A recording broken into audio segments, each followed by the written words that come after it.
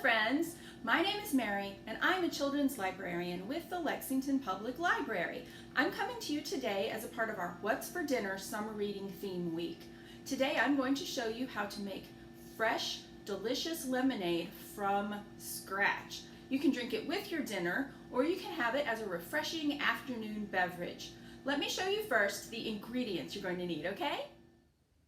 You'll only need 4 ingredients: 7 lemons, 3/4 of a cup of sugar, 3½ cups of cold water, and some ice. So we've just seen the ingredients we're going to use to make lemonade. Pretty easy, right?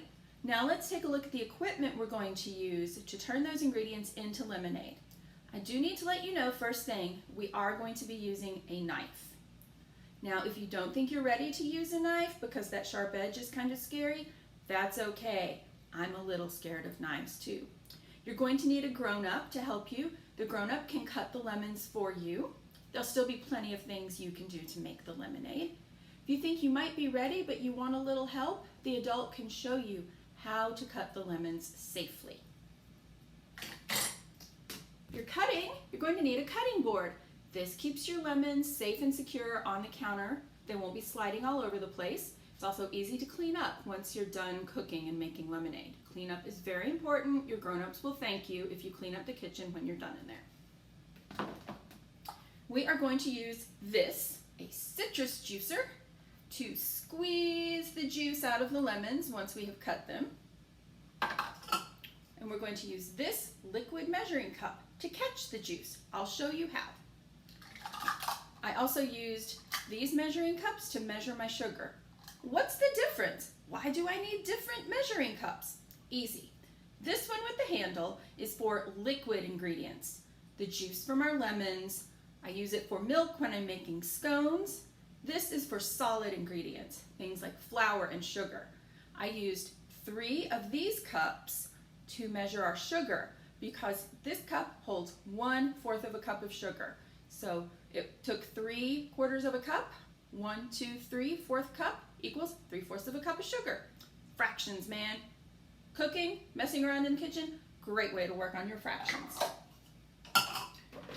We're also going to need a potato masher. We're going to mash some lemons and sugar together. It's going to be so much fun. We're going to use a fine mesh strainer. This is going to catch all the seeds so they don't go into our lemonade. A spatula to stir things. This is a rubber spatula. It's different from the kind you use to flip pancakes. Rubber spatula. Of course, we're going to stir everything in a nice big bowl. Are we going to drink out of that bowl? Goodness, no. We need a cup to drink our lemonade from. So now that we've looked at our ingredients and our equipment, let's get to making some lemonade. Now don't forget to grab a pitcher. I did that before, but I made sure to grab one. And what we're going to do is we're going to slice this 1 lemon lengthwise. That means from bump to bump. And then we're going to cut it into semicircles to put in our pitcher. That'll decorate our pitcher, make it really pretty. It'll also slowly release some more lemon juice for some extra zing. Let me show you what to do. Lay your lemon down on your cutting board. Carefully take your knife. Hold your lemon in place and cut it from end to end, from bump to bump, like so. You can also have your grown-up do this. There we go. Now our lemons look like this. We're going to cut those ends off and discard them. If you compost, this is an ingredient that can go in your compost. We don't want those ends. Now we're going to take our lemons and cut them into semicircles like this. Again, if you don't feel comfortable doing this, you can let your grown-up do this. There's going to be plenty for you to do.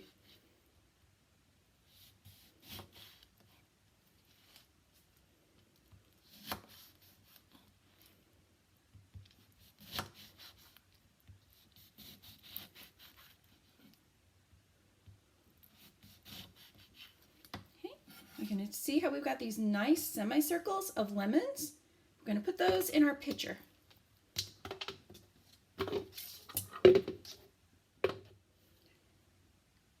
So once you've put half the slices of that first lemon in your pitcher, you're going to put the other half of the slices in the bowl of sugar that you set aside. This is where your potato masher comes in. You're going to take the potato masher and mash your lemons and sugar together. What you're doing here is squeezing the juice out of the lemons and mixing them up with the sugar.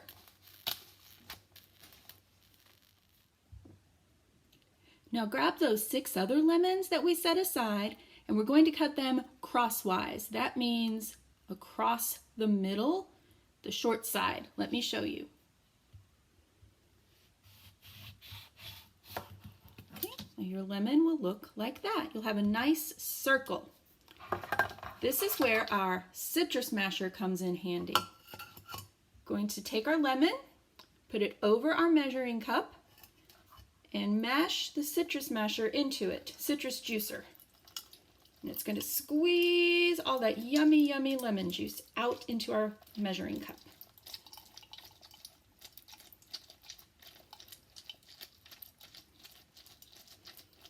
Okay. I have this empty yogurt tub here. As I squeeze juice out of my lemon, I'm going to put my lemon rinds in there. Again, you can compost with that. You can scrape the zest or the rind off and save it for baking. I really like to put it in baked goods to make them kind of tart. So watch. Take your sliced lemon, put the citrus juicer up against it, push and twist, push and twist. As you twist and get the juice out of your lemon, keep an eye on your measuring cup. You're going to need about 1 cup of lemon juice. That should be about the juice of 6 lemons. A lot of that's going to depend on the size of your lemons and also how much juice they have in them. Just keep an eye, and once you've gotten to about a cup of juice, you can stop squeezing lemons. Okay, so now we're going to mix all of our ingredients together. We've sliced our lemons. We have combined some of those lemons with our sugar. I have put our lemons and sugar in a bowl, and I am going to add our lemon juice and 3½ cups of water to my bowl. Let's put it back on the counter so it's nice and stable. I'm going to use my rubber spatula to stir this mixture for 1 minute. We want to make sure that the sugar dissolves. We don't want gritty sugar in our lemonade while we're drinking it.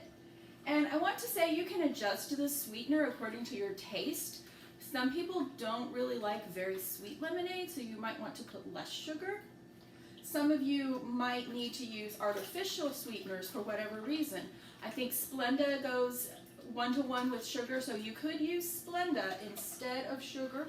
You might experiment with honey and see how that works. I think I might try that the next time I make lemonade. Use an equivalent amount of honey to see how it affects the taste and texture of my lemonade. So just adjust this to your tastes. Make it as sweet or as tart as you like it. There we go. I'm going to stir this up some more. I think my sugar should be about dissolved by now. Tap off the lemonade. Now, remember that fine mesh strainer? En garde! I'm going to put it on top of my pitcher, like so. It's going to catch the seeds and any lemon pieces as I pour my lemonade into my pitcher. I do have a bowl that has a handle. That makes pouring from the bowl to the pitcher a lot easier. If you don't have a bowl with a handle, that's okay. You might try a large spoon or a soup ladle to transfer your lemonade from your bowl to your pitcher. But for now, I'm going to pour.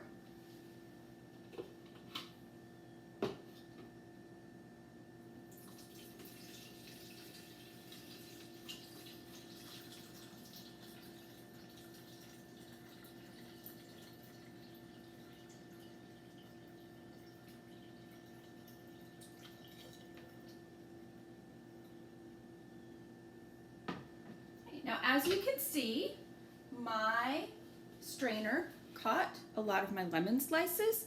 It also caught what's called the pulp of the lemon. That's that stuff you see sticking to it that gives some flavor. And the seeds. We don't want seeds in our lemonade. But I am going to squish this mixture down with my spatula just to squeeze out any traces of the juice. I want as much juice as possible.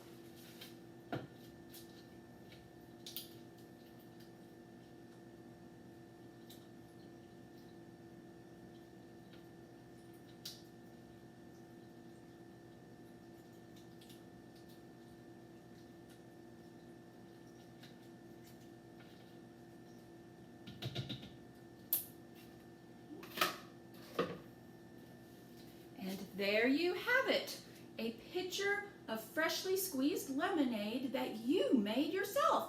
Isn't that exciting? I thought so. Now, I got this recipe from America's Test Kitchen Kids. I'm going to share that link with you. It gives you all the instructions, the ingredients, and the list of equipment that you're going to use to make your lemonade. It also has some really interesting recipes for how you can put a twist on your lemonade and make it your own. Maybe you like raspberry lemonade or strawberry lemonade. Maybe you even really like limes and you'd like to make limeade instead of lemonade. All of those recipes are right there at America's Test Kitchen Kids. Now what do you say we drink this yummy lemonade? Now remember that ice that we had earlier? I'm going to drop some ice in my cup. Not too much for me. I don't like a whole lot of ice in my drink, but maybe you want to fill your cup all the way to the top with ice. Just do whatever you like. Now I'm going to carefully pour my lemonade into my cup. And again, if you feel like you need to get a grown-up to help you with this, that's fine. Sometimes I feel like I need another grown-up to help me. You're probably going to get some lemon slices in your cup. That's okay. Now, let's taste it and see what we think.